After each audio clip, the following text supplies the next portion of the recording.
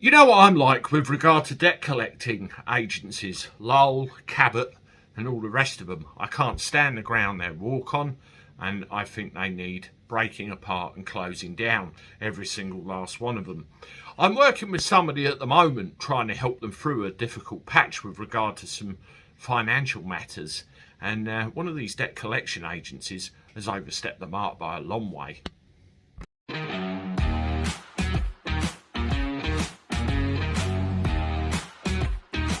Hello everybody, welcome back to the channel. Hope you're doing all right. I'm not too bad. Let me know how you are in the comments. Everything's all right where you are and that you're going to have a good weekend. That's what it's all about. Well, I got a friend.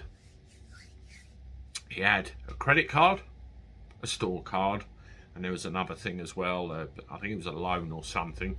Because of ill health, because of various factors, he was no longer in a position to generate the income that he once had, and as a result fell behind on the payments.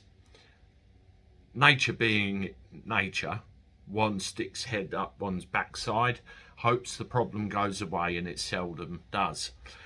It then gets sold on to a third-party debt collector. In this case, we are talking about Lowell Portfolio, or Lowell Financial, as they sometimes publicly trade by. My friend came to me because he knew I have experience dealing with this stuff, and he said, "Andy, can you help me out?" So, yeah, okay. We wrote a letter to Lowell and we said, Andy is acting on my behalf, and done all the proper paperwork and everything. And I then wrote to Lowell and explained exactly what his problems are, both physical and mental. Said, without going down the proof of assignment route, that these debts are likely never going to be paid. You are levying distress on a vulnerable person, and you need to leave be, close them and go away.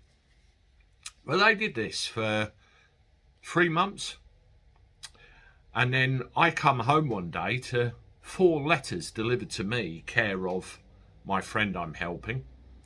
And over the last 48 to 72 hours, I have had endless streams of text messages from my friend, who, by the way, suffers from acute anxiety as well as depression, complaining that he has had at least 2 to 3 text messages, 3 or 4 phone calls, 2 emails, and a couple of other bits and pieces of attempted contact every single day for the last 3 days.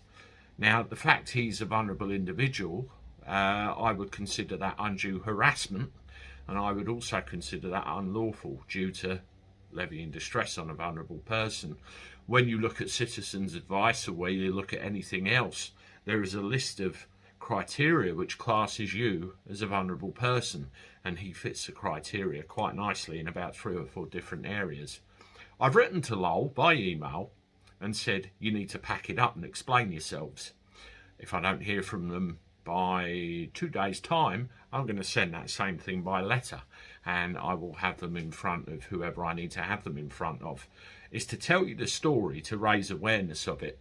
And also, if you're in a similar situation as well, please believe me, there are ways and there are, things you can do to improve your situation. Do not cave in. That's what the harassment's about.